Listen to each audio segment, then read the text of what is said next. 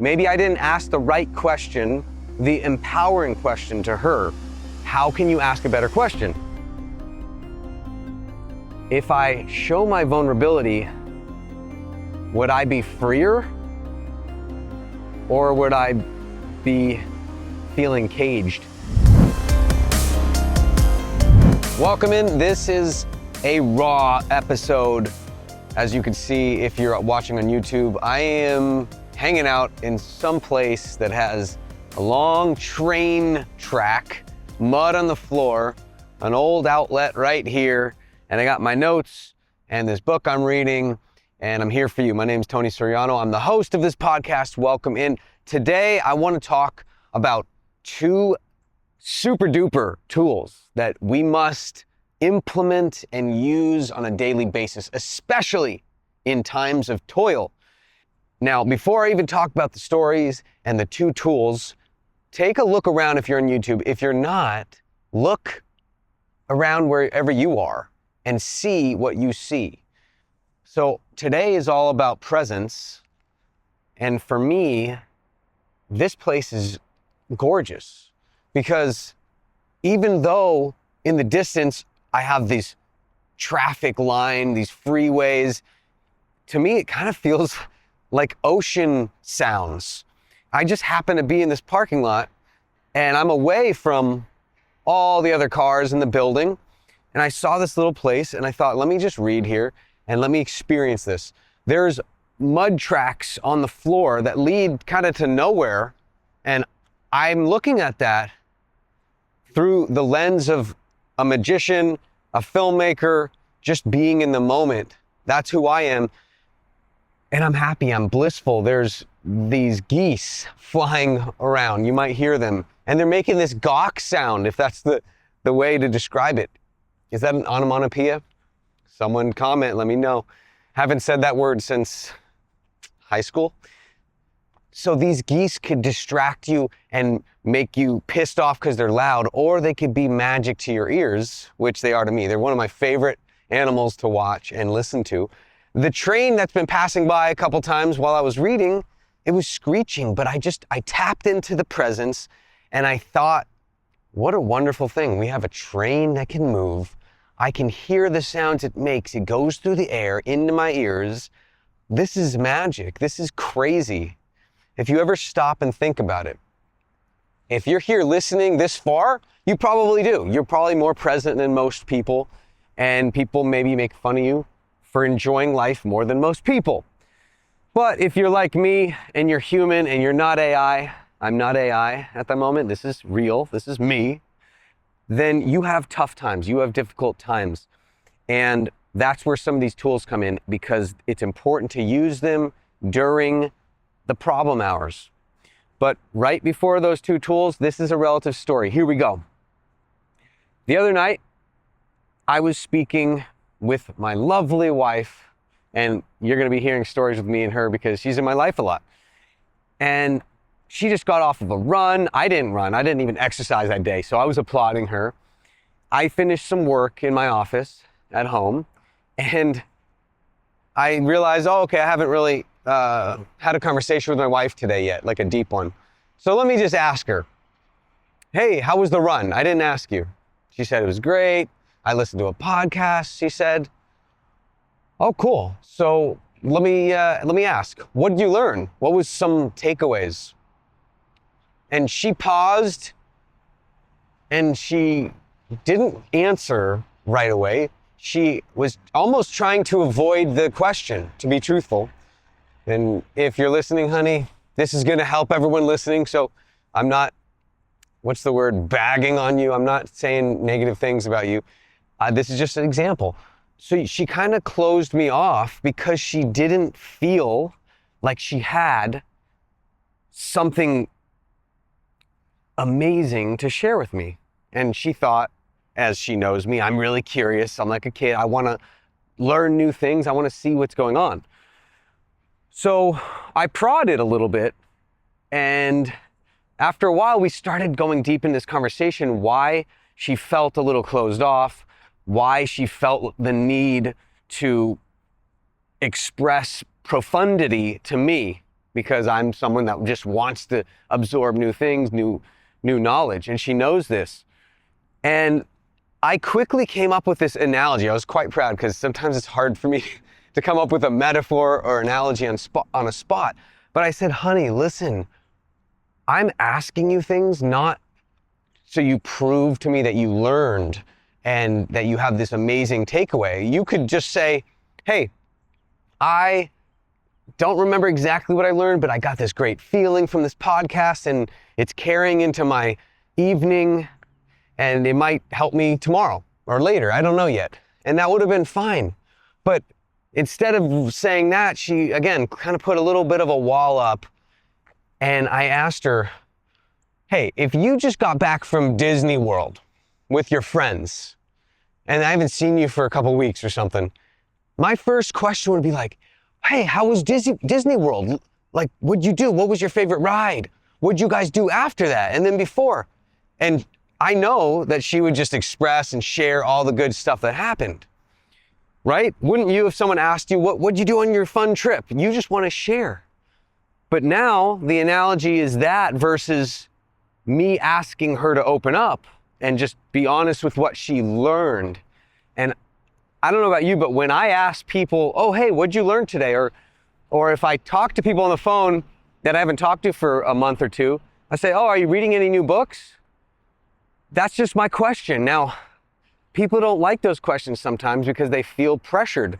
But again, the analogy, like if you just open up with honesty and know the other person's asking you out of curiosity, just like you went to Disneyland, why not just accept that they're curious and fun with it? So that way, you're not going to close yourself off. And even if you don't have anything particular to say that's very profound, you might come up with some phrase like, that's a good question. What did I learn?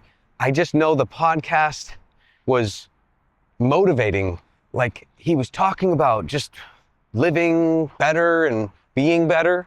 And that's actually my main takeaway. I should have written something down. It'll come to me.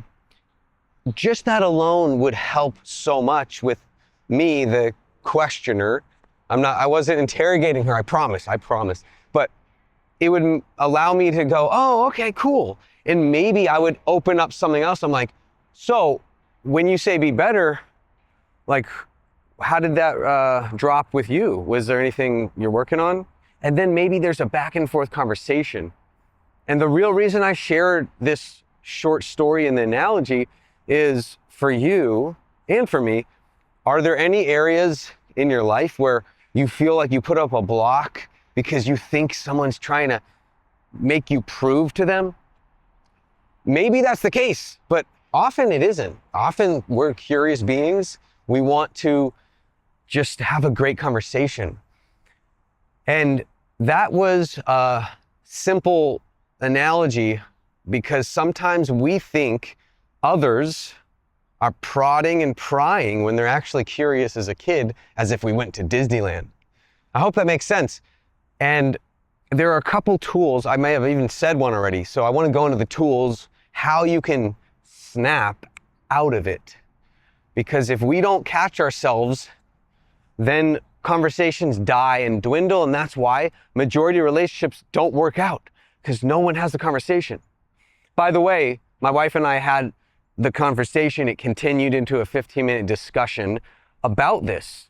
And it was cool. And we talked about the why and the how to snap ourselves out of it.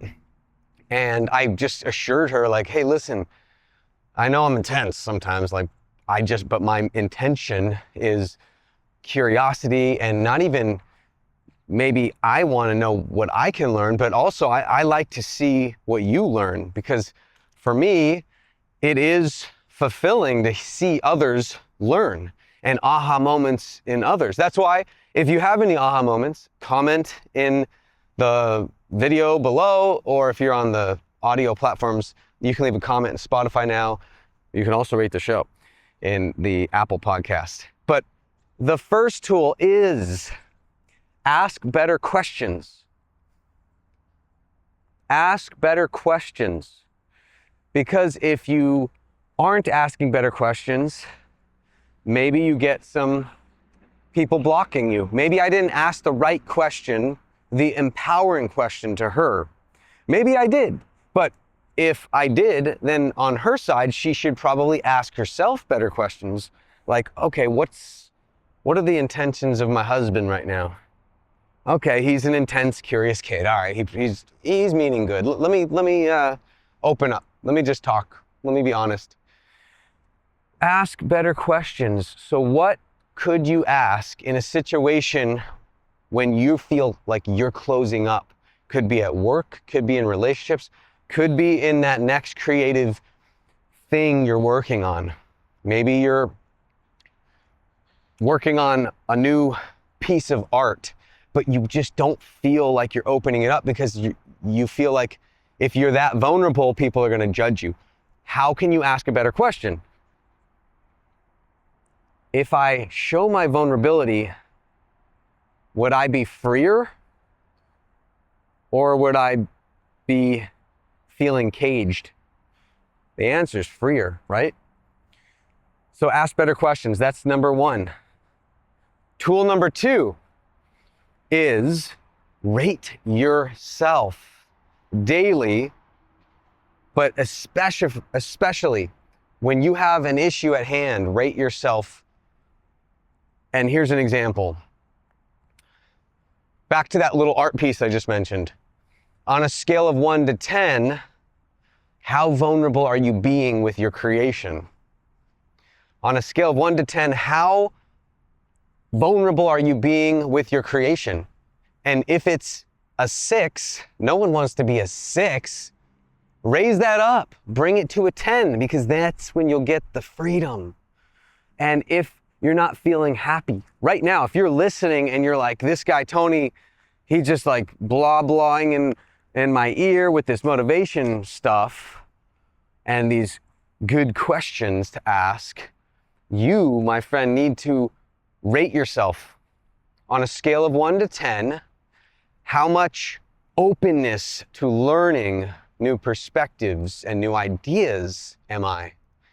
If it's below a 7, you know what? No 7s. If it's below an 8, you have a lot of great questions to ask yourself to do the shift. And I think it's not an automatic thing because humans go negative right away. That's the automatic thing for humans. So we have to practice this. We have to create progress with the practice and write down the questions that empower us. Again, back to that first tool. So this rating tool is essential, and it could go work for you in every situation of your life. I started rating myself this last few years, not just on things that are focusing just on me, like how do I feel right now? Am I happy? Am I excited? What am I excited about? On 1 to 10, do I have the excitement? Not just that, but also family and friends. How have I been this entire month on a scale of 1 to 10 with my friends that I keep in touch with? How have I been with my family? And this is the crucial part of this tool. You can't just rate yourself 1 to 10 based off of others. It has to be based off of your best self, your ideal situation. So let's say, how have I been with my friends this month, 1 to 10? My 10 is that I've checked in with a few of my great friends at least once a week, and maybe I've sent them a text or a picture or something funny within that week. So that's like reaching out 2 times a week to people and friends that I really like to stay in touch with. That's my 10. Now, my 1 would be not talking to them for 2 months and going, oh my God, I lost track. I haven't even checked in on my dear friend. And that would suck. But the only way I'm going to be aware of that is if I rate it. The only way you're going to really be aware is if you rate it. And there's a bonus third tool here. The only way you'll be aware of these things is to start journaling consistently. And when you ask yourself the 1 to 10 question, write it down, journal it, keep a log, because then you can go back and see the better months and start recreating those better months in the current month. This is key. Awareness is So important. And I say it all the time, and you know it, but if you're not doing it, do you know it? That's the question. If you know it, but you're not doing it, do you know it? Not really. You have to embody it. You have to practice the journaling techniques. You have to ask better questions that empower you. You have to use these tools and rate yourself, especially in times of toil. Your challenge is exactly what I just proposed. Rate yourself 1 to 10 on how much openness and honesty you are currently bringing to your current conversations. Rate yourself 1 to 10 on how open and honest you're being and bringing, and that's the word, bringing it. You're not just experiencing it, you decide, have intentions, and you bring it. You're at a 6 or 7, you're like, damn, I'm only bringing a 6. Whew, I gotta bring more. I gotta bring depth. I gotta bring openness to this conversation. That's it, it's a simple one. Go out there and do it, plan it, have intentions, feel it, and bring it. That's it for today. I hope you enjoyed. If you did, please share this with someone that needs to hear it. Let me know your favorite takeaway, your favorite tool in this episode with a comment. Please rate the show too, that's really helping, and leave a review what you think. I wanna know. Now get out there and direct your life.